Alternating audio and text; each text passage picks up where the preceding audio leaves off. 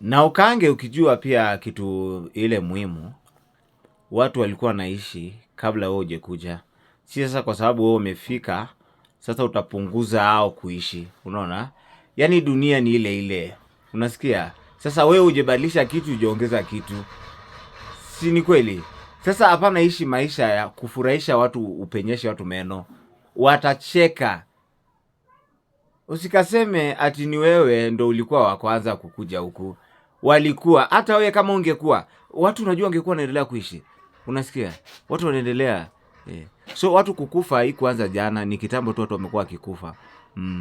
Sawa? So toa hiyo akili yako, hiyo akili ya ujipawa. Kenye nasema akili ya ujipawa inasemaje?